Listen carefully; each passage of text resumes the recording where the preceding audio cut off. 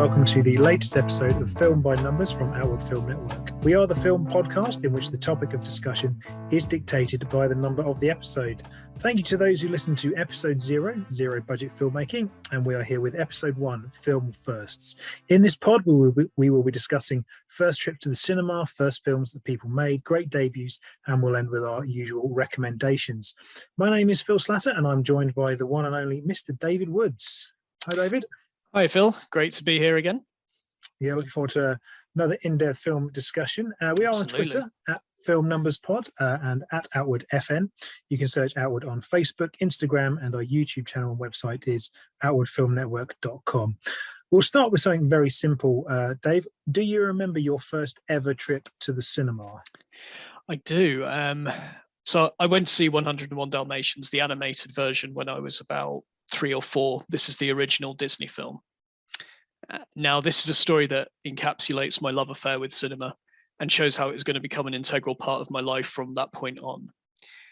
Because my parents were very worried that because I was so young, I'd be really bored and distracted. And they turned to me a little way after the film had started to ask me what I thought of the film. And my mum recalls she just stopped and didn't need to ask because I was just sat there transfixed with the first piece of popcorn I'd taken out of my bucket just caught in my open mouth. It was just love at first sight. Just the whole magic of the environment really caught me, and it just led on to again, it's just love. Talking about film all these years later on this podcast, of course. Exactly. I honestly can't say for certain what my first trip to the cinema was. But it might have been Honey, I Shrunk the Kids or Ghostbusters 2. I saw both those at the cinema too. I saw them in America when I was on holiday for a couple of weeks. When I was about 5 then. So that, I think, is my earliest cinema memory. But whether I'd been when I was younger or whether that was my first, I can't be certain. I do remember the first films I took my own children to see at the cinema. As for me, it was quite a special moment, sort of sharing my sort of love of cinema with my kids. And I was a bit of a film snob, I think, because I was keen to make sure they were going to be half decent films. I didn't want to just take them to any old sort of rubbish. You know, my daughter, it was Frozen, and my son was Early Man. And you mentioned about your sort of experience with the cinema. My son's a lot more into film than my daughter is, and he calls it the big telly. He's sort of fascinated by the big telly. And I think when you're a film fan, taking your children to the cinema is always special, even if the film is not great. And to that end, I don't mind things like, you mentioned your parents being a bit unsure about taking you to the cinema. I don't mind things like Paw Patrol and Peppa Pig coming onto the big screen. As cynical as people may say it is in terms of getting money, and I think that actually gives parents a way in, that they can take children to something that they're familiar with and they can introduce them to the magic of cinema, knowing that the kids are already familiar with the characters and are already going to be liking what's up on screen. And I mean, I went to see the Paw Patrol movie this year with my boy, and I actually enjoyed the experience of being in the cinema and watching with him and watching his face when he saw the big screen and the big tower, and there were a couple of decent gags, and it was a lot better than Space Jam: A New Legacy, which was a film. The first Space Jam was a film I enjoyed as a kid, and the new one was absolutely appalling. But that's all by the by. What about your first VHS or DVD or Blu-ray you purchased? Do you remember that? My very first purchase on VHS was Wayne's World, which, apart from cementing a long-standing crush on Tia, was a film I enjoyed very much at the time. And my first DVD was Woody Allen's Sweet and Lowdown, which I still own to this day. I don't have many of my old VHSs left, and I don't have Wayne's World. Sorry, Wayne. But Sweet and Lowdown is a really honest picture about legends that are created around famous people. It's about it's a loosely based on the jazz legend Django Reinhardt, and Sean Penn and Samantha Morton give great performances. So it's a film that's really stayed with me. And I haven't gone the UHD route as yet, so yeah, not seeing the point of that right now, but no firsts for UHD. Well, I think I'm not overly sure what my first VHS purchase was, but I think the first DVD I remember buying was probably Training Day, actually. Antoine Fuqua's film, which won Denzel Washington an Oscar, which is a very good, or cop drama. Yeah, I like it. From 2001, but worth seeking out. Very entertaining. I remember when I upgraded to Blu-ray, or started buying Blu-rays, I wanted to make sure that my first Blu-ray was a special something really noticeable. So I went for Apocalypse Now, which had both Apocalypse Now Redux, and crucially Hearts of Darkness, which is the definitive making of film. It doesn't get better than that. I'd never seen before, so I thought, right, I think I might have topped out. What did they tell you? They told me that you had gone totally insane. And that your methods were unsound. Are my methods unsound?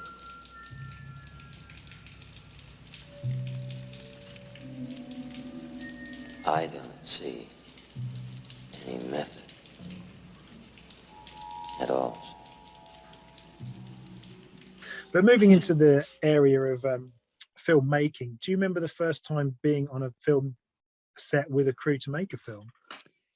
Yes, so I came to filmmaking quite late, really. I was 25 and I dabbled in film studies at university, but there wasn't a practical element. I got bored and decided to leave and took a course with Raindance Film School. And they at least allowed me to realize I could grab whatever kit I had to hand and make something. So I just asked some friends and family if they wanted to help me make a short film for a competition run by Nokia, which doesn't exist anymore. And it was for a 15-second short. And my mate had a camcorder and we shot it in my parents' front room. And my cousin Jem is a trained actor. And at the time she was looking for showreel material. And we wanted to make a few short films together. And this was a good opportunity. And I definitely knew nothing about running a film set, and I couldn't operate a camera or edit at that time. I learned those things later. And I just cobbled some script together and away we went. But we did make something vaguely coherent, and it was a lot of fun. It was called Living Room, and I'm still very grateful to it for giving me the filmmaking bug, and it helped me learn and go on to new projects, and I've just kept learning ever since. Have you still got a copy of it anywhere? Yeah, I do somewhere. I think I've got a DVD copy knocking about somewhere, but yeah, it's not really worth digging out.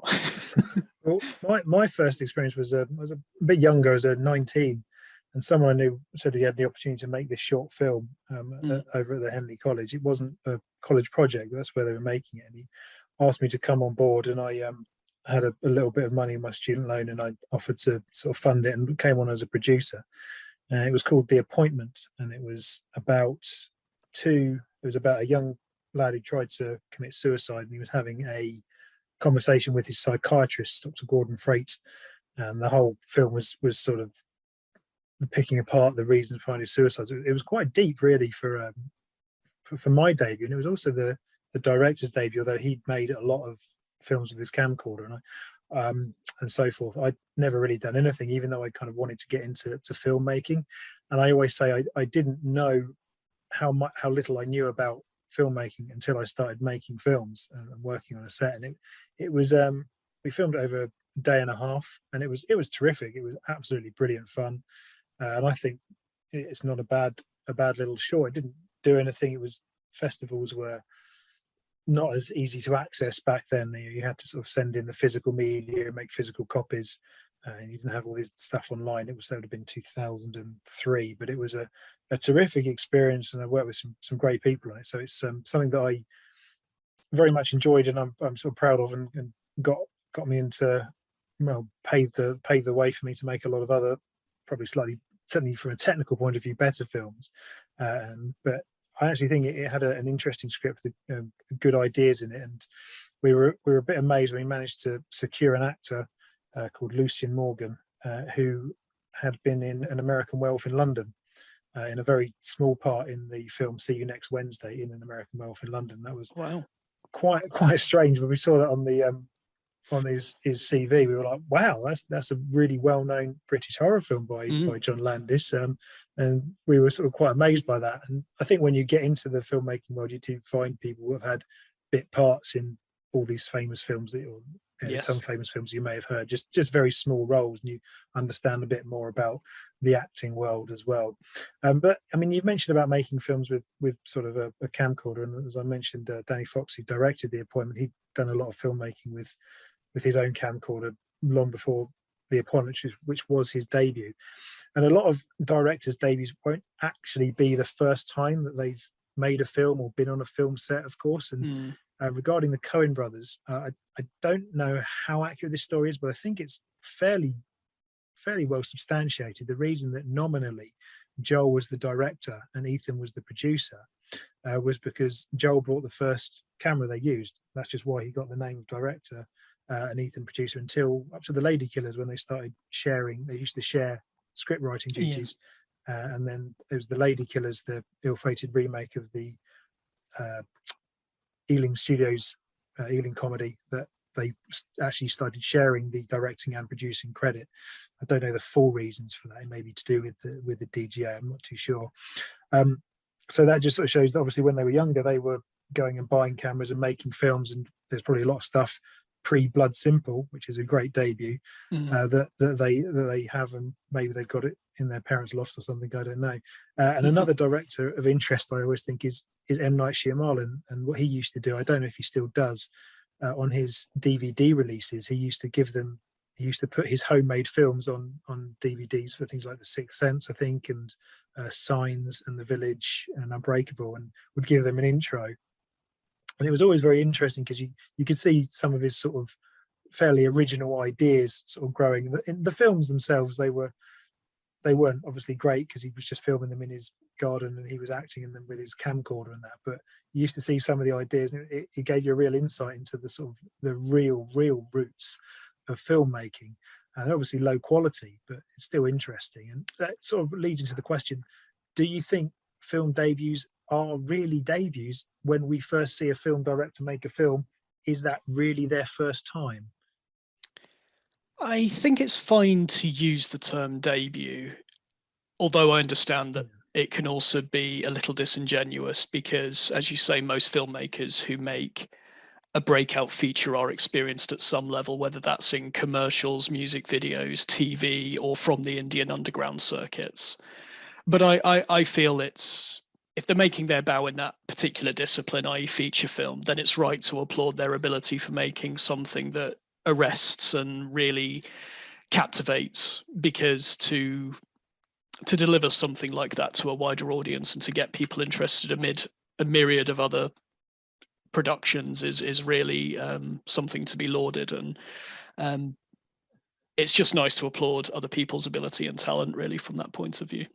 It's a bit like, to use a sort of football analogy, when you see someone make their sort of debut in the Premier League and no one's really noticed them before, and people can be blown away by someone playing brilliant football.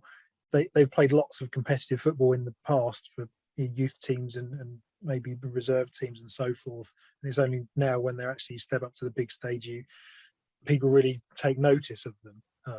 A bit of a strange analogy, I think, but I think it kind of works in a way. And it is that idea that, our debuts really debuts. And I mean, James Cameron, I think his first ever film was Piranha 2: The Reckoning. So whether he was just someone for hire who just made that film and it wasn't something he really wanted to make, I don't know. But with a lot of debuts, it maybe tends to be, certainly on the indie circuit, they tend to be making films that they want to make, that they've had to fund, that they've got the control over. And when it comes to a film debut by a filmmaker, a director, what is it that you would look for that suggests to you that this is going to be a filmmaker to watch? Because it could be that you don't necessarily like the film or aren't enamored with the film, but you still think the director could be someone that may well make interesting works in the future that you do relate to. So what is it that you would look for when you first see a film debut? For me, it's how they use cinematic language and how they utilize usually limited resources, because most debut films tend to be indie films. So if the shot choices and mise-en-scène complement the writing and the actors feel part of the world that's being created, you can forgive a bit of roughness in the production value. And good cinematic language puts you into the world presented. It leads you through scenes, and it should create surprises and tension. So you're looking either for a great storyteller or someone, if they're going a more expressionist route, who's very innovative and inventive. And also, I've just naturally myself got a soft spot for DIY film debuts, as I'm a zero budget filmmaker myself. So it's always amazing to see what other people can achieve on very little.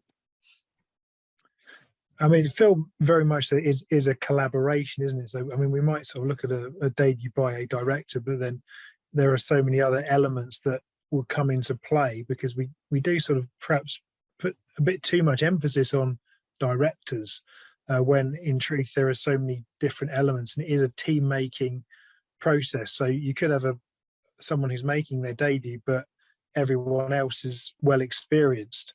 I mean, is that something that you would have to bring into consideration when judging a film debut? So you can't make a film without other people. That's just obvious. And I think even if you could, you'd be missing out on the excitement of working with other highly creative people who can complement your skills and give you inspiration. And for a director who's not that experienced, that's a really important thing to have. But I do think a director with a strong vision or signature can make the difference between something unique and something that's more by the numbers. But a director, just like any crew member, any cast member, everyone should be receptive to listening, learning, and be open-minded to change. Because everyone should be thinking, how can I make the film better, rather than purely serving their own egos? It's the idea that a bad director can turn a good script into a bad film, but a good director can't really turn a bad script into a good film. That's a bit of an old sort of analogy. There's a few more layers to it than that, I would suggest, but it is certainly something that I think rings true, certainly to a point.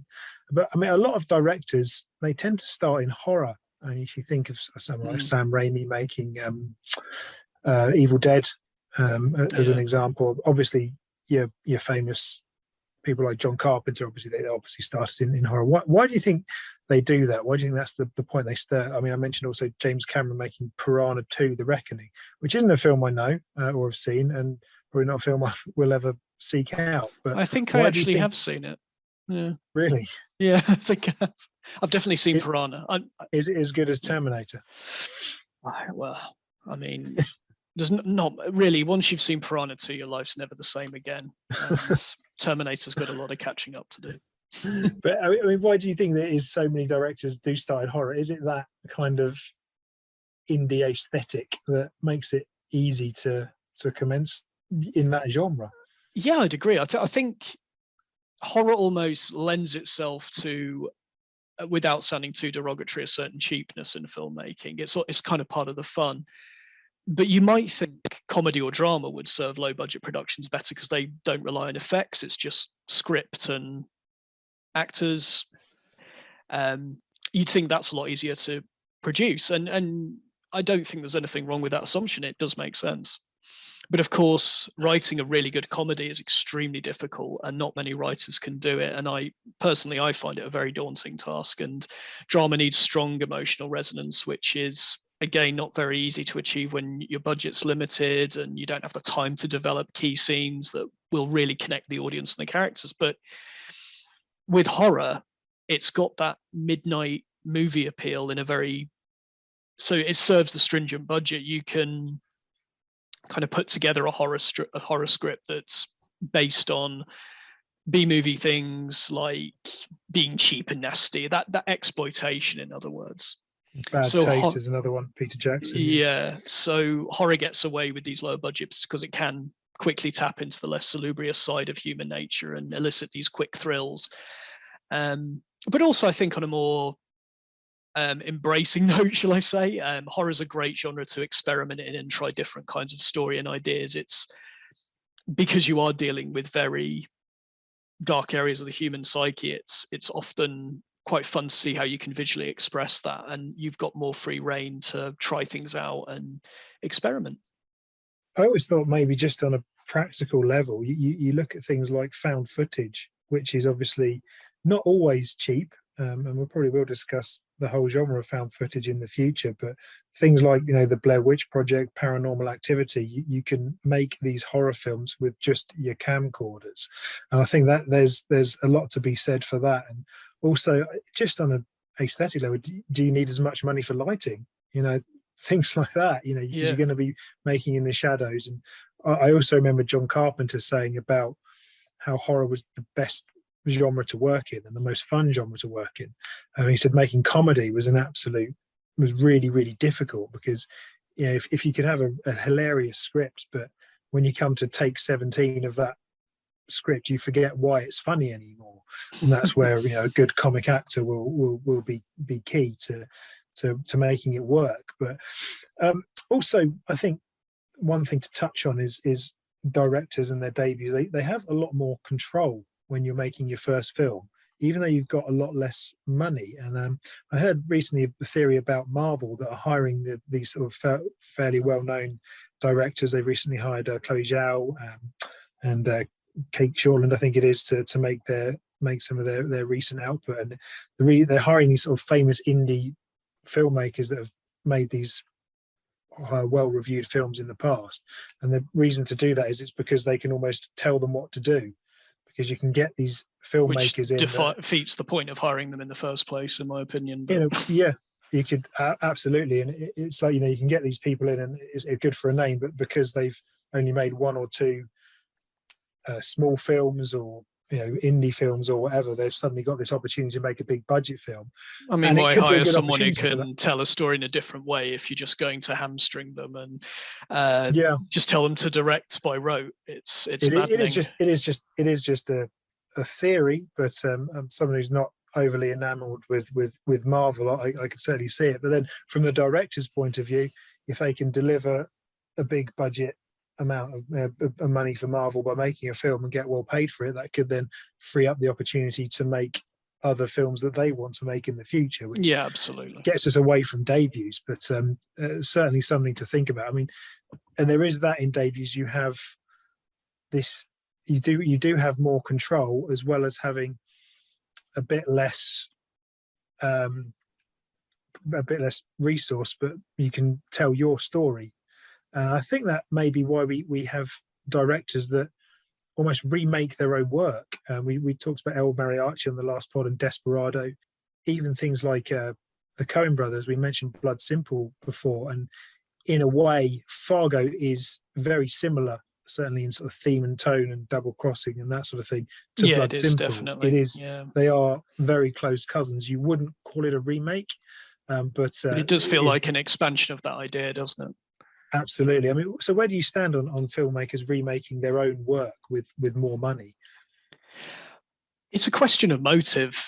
As you mentioned, Fargo's a bigger budget expansion of Blood Simple. It's more refined, if you like. And Desperado is a much better film than El Mariachi. So, yeah, from that point of view of expanding ideas, it can be a worthwhile venture, and it's often produces something more satisfying.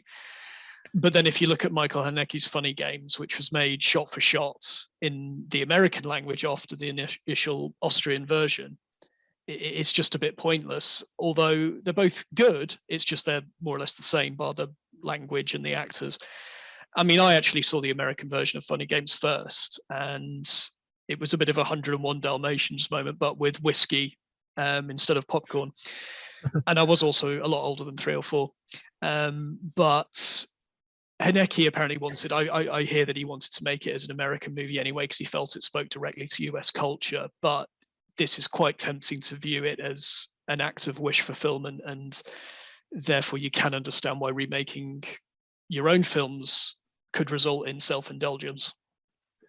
Yeah, I think sometimes with the earlier films, just going back to the Coens, with something like Blood Simple, that is a brilliant film, and there's no need to remake it. You know, I don't think you've got that sort of grimy noir look to it. So remaking it with a bit more money isn't really going to do you much good. But you can build the ideas and maybe do something different that's similar in theme with something like Fargo. So you're telling a similar story, but they both sort of feel unique in their own way, even though they're closely related. So again, it comes back to that motive. Like, do you want to remake Blood Simple?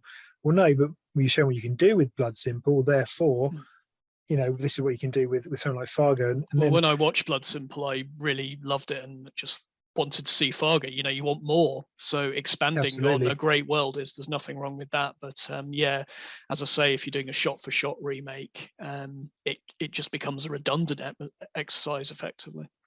But if you there are a lot of things, and you probably can relate to this as a low budget filmmaker who's made features.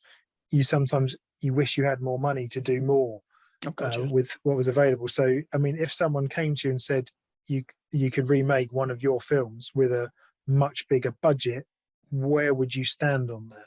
Yeah, I mean, it really, when you're making films on such low budgets, you would want that money to go in every place. You'd want to invest more in the lighting, the production design is a huge one for me. I think I'd really like a proper production design budget to create a real world. But would you have the same enthusiasm second time around if you've already told that story?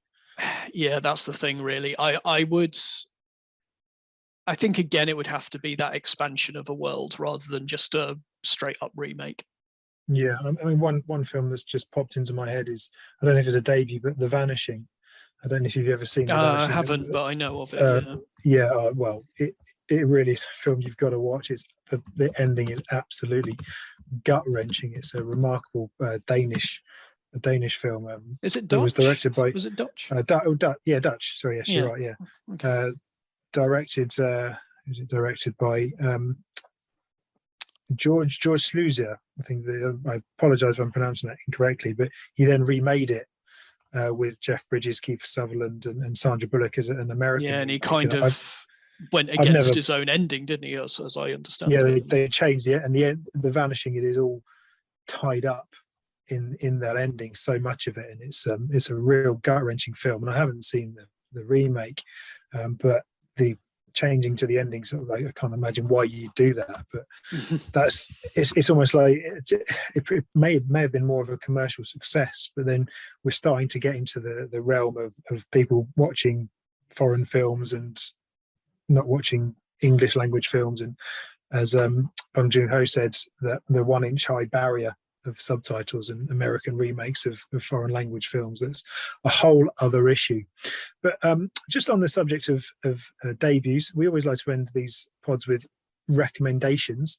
And this time we're going to be ending with our own 3 film debuts that we would recommend. Now, these are not necessarily the 3 best debuts that we think there are or anything like that. That's all subjective opinion, but just 3 film debuts by directors that we think are well worth seeking out. I mean, what's your first one, Dave? So I've picked 3 that just struck me straight off when considering this. My first choice is a 1988 French film called Chocolat, directed by Claire Denis. It's not to be confused with the 2000 movie by Lasse Hallström. It's a beautiful, poetic, uncompromising character study that deepens with meaning every time you watch it, with themes of colonial power and displacement. It's what I'd call a knowable mystery. Much is left unsaid, but nothing is unexpressed. It's set in late colonial era Cameroon, and a French woman called France reminisces on her relationship with her family's Cameroonian servant Prote. And I think it's important to note, Denis spent a lot of her childhood in Africa, and she captures the sense of discomfort and unease of being part of a foreign power exerting authority over a country they don't belong in and wasn't theirs. And it's a stunning film and a very impressive feature film debut. By the great Claire Denis, of course. My recommendation is gone a slightly different, very different route, but Lock, Stock and Two Smoking Barrels is my first one. Now, this was Guy Ritchie's debut in the late 90s, and the reason I picked it is because I don't think Guy Ritchie has made a better film since that debut. He's made a number of films. I don't think they've been all terrible. I don't think he's ever beaten Lock, Stock and Two Smoking Barrels, this low budget tale of crossing and double crossing. It's a bit of a heist movie. It's comedy. He sort of put together these. He employed these non-actors. There are actors in it, but then people like Vinnie Jones, the footballer, and Lenny McLean, the famous East End bouncer that sort of links to organised crime. And he built this really interesting, clever cult classic of a movie that really struck a chord with a terrific ending, very tightly scripted, very well put together, very made on a small budget. I wouldn't say a zero budget, but made on a small budget, and it kick-started the whole British gangster film revival as well, which I will touch on with my second film, so I'm not going to go into that too much. But Lock, Stock and Two Smoking Barrels, I just think as a debut, it really was terrific, and I don't think Guy Ritchie has actually scaled that height since. But what a way to start, because it is still a film that is very entertaining, very funny, and it holds up well. It's not overly violent, it's not hyper violent, it's not hyper swearing, or it's not just wide boys doing drugs and all this sort of thing. It's got a real smartly interwoven script with all these different characters, and very well edited as well. So that's my recommendation as a debut, Lock, Stock and Two Smoking Barrels. What's your second choice? Yeah, that's a good choice. Great fun. So my second choice is by the British director Peter Strickland, and this is his debut, Catalan Varga, from 2009. And for those unfamiliar with Strickland, he's the director of Duke of Burgundy and Bavarian Sound Studio. And this really was a very low budget debut that Strickland made in Romania for about £25,000, I think. He did raise some more money. Yeah, I mean, he raised some more money in post, I think, but he shot the whole thing in the Carpathian Mountains for 25 grand. And I think I've heard, and I think this is right, he raised the budget by mortgaging his house. So there's commitment for you to the craft. And it's a really troubling, brilliant vengeance thriller that's so tightly structured. Again, like you mentioned with Lock, Stock, it's just so tightly scripted, tightly structured. It's brilliantly composed. It keeps you guessing, which in a lot of vengeance thrillers, that's quite a difficult thing to do these days. But this really does throw out some jaw-dropping moments. And it does find a remarkable balance between violence and empathy. And what Strickland and his team do to belie the small budget shows their considerable talent. And despite its tiny, tiny budget, it's a film that's, in my opinion, still holds up very well today, and it's really worth checking out. Yeah, excellent. My second choice links into my first, actually. It's a film from, I think, from the year 2000, certainly early 2000s, but it's Jonathan Glazer's Sexy Beast. Is this a fuck-off girl?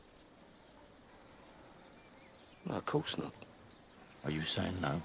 No, Is that what you're saying? not exactly. What are you saying? I'm just saying, thanks and all that. Thanks for thinking of me. But I'm just going to have to turn this opportunity down. No, you're just going to have to turn this opportunity, yes. I'm not exactly match fit. Seem all right to me. No, not really, Don. You look fine. I'm not. Do the job. What? Do the job. No, Don. Yes. No. Yes. No. Yes. I can't. You can. I can't. That cunt. Don, don't do this. Do what? Look, What am I doing? this. This what? Come on, Don. There's a boy looking at us. And now, I mentioned Guy Ritchie and how Lock, Stock kickstarted the British gangster film revival, but there are a lot of very poor gangster films, very poor imitators to Lock, Stock. Snatch is an exception, but there are things like Essex Boys and Rise of the Foot Soldier and many, many more that almost direct to video and never really got any sort of traction at all. And to make a gangster film, which this sort of is, took a bit of daring and a bit of skill to make a good one. But Jonathan Glazer did that, and it's a fairly standard story. Ray Winston plays a retired gangster living in Spain with his wife, played by Amanda Redman, and then suddenly they get a phone call saying that, well, we want you for a job in London, a sort of jewelry heist type job. And he sort of says no, and then they mention the name Don Logan, and all the characters just really go into a very mellow panic. They're really fearful of this character, and it really builds up this character. And it turns out this individual played by Ben Kingsley, who we associate with being Gandhi, and he comes along swearing his head off, really, really violent, really terrifying sort of character. Really very entertaining to watch as well. So I mean, in that, guys, it's a good British gangster film, which was hard to do back then, as proved by the fact that Guy Ritchie had made a couple of good ones, but there were a load of poor ones. But Jonathan Glazer, I think, showed his skill to take a story like that and get the casting so spot on. You've also got Edward Fox and Ian McShane in there as well, and that to do that and make it work took a great amount of skill.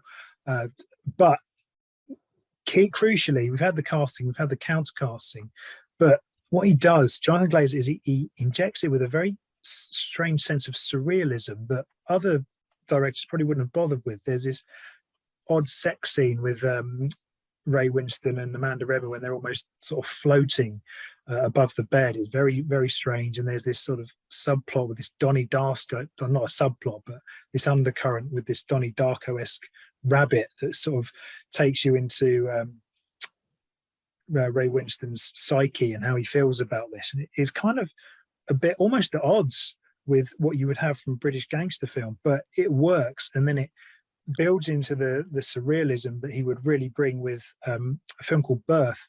I don't think too many people have seen, which stars Nicole Kidman. That's a shame. That's worth seeking out. It's a very interesting film.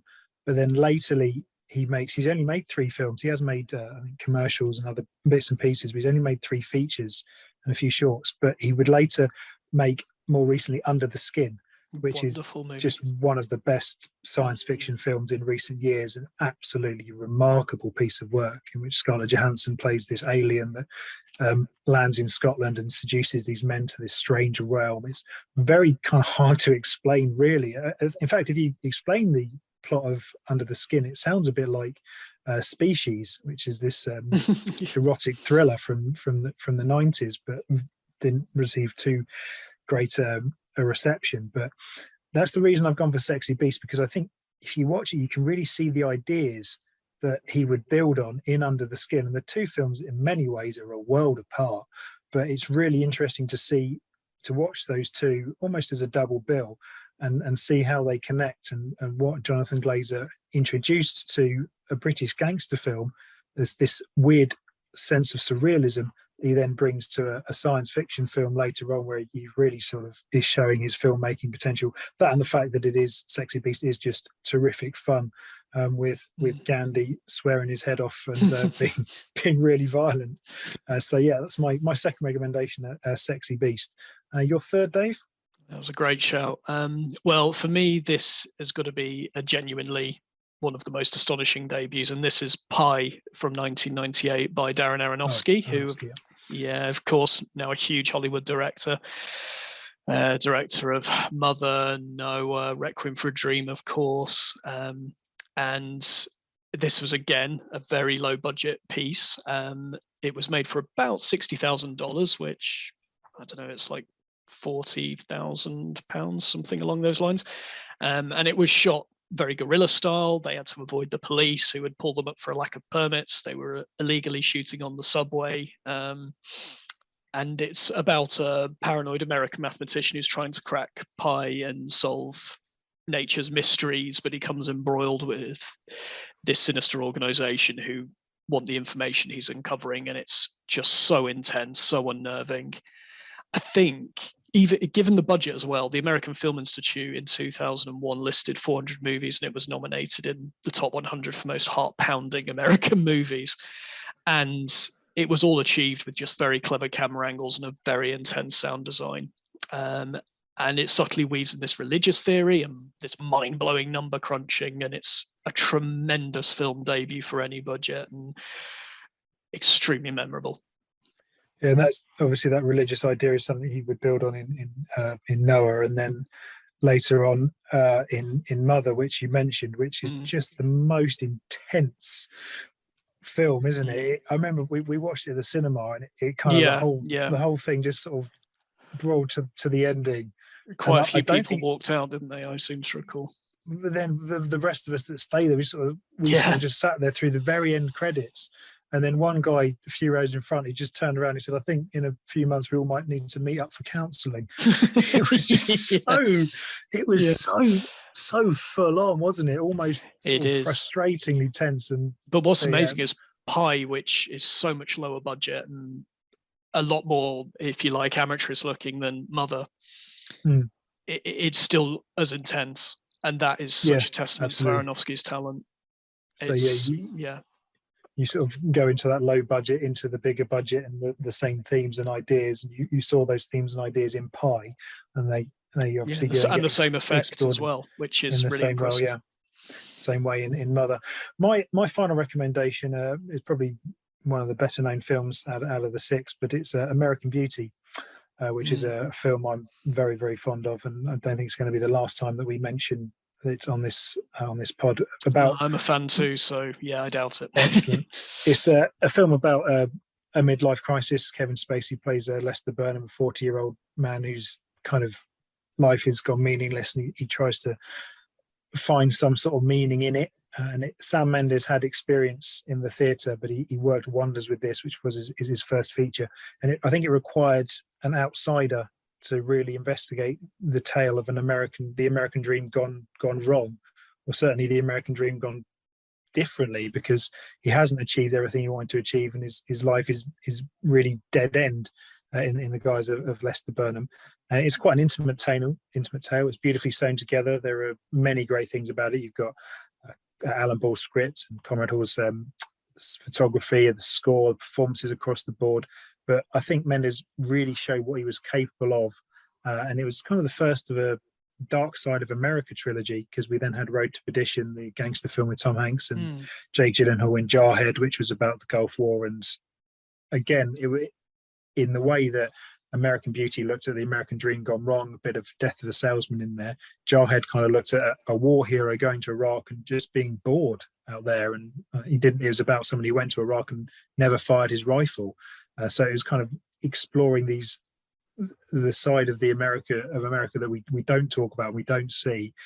And then latterly he would go and make Revolutionary Road, which I think is a terrific counterpoint to American Beauty, in which Leonardo DiCaprio almost plays the opposite to Lester Burnham, in that he, in spite of himself, pursues the American dream, where Lester Burnham just says sod it and eventually isn't interested in it, but does find meaning in other things. So that's my third and final film debut recommendation, Sam Mendes' American Beauty from 1999. I think that largely brings us to the end of episode 1 of Film by Numbers. Great Anything stuff, Phil. You want to add? No, just a very enjoyable discussion. I think there's so many great debuts out there. I'm sure many people out there listening are going to have their own choices. We'd love to know what they are. Do let us know. Yeah. We're on at Film Numbers Pod. We're on Outward FN. I'm on at Phil_Slatter as well. And you can drop us a message, let us know what debuts you really like. Also, do please let us know what topics you'd like to hear us talk about in the future, with a number related theme, obviously. So episode 2 will be next. So we'll have something to do with the number 2. Not exactly decided yet, but the theory, the feelings out there. If you want to get in touch with us and let us know. So yeah, as I said, those Twitter handles at Film Numbers Pod and at Outward FN. You can search Outward on Facebook, Instagram, and our YouTube channel. And our website is outwardfilmnetwork.com. So yeah, do get us in touch. Do let us know what you think, and do please spread the word if you like what we do.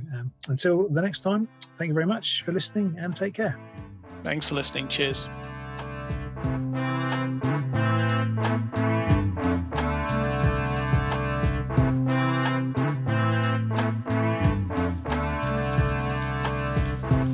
So,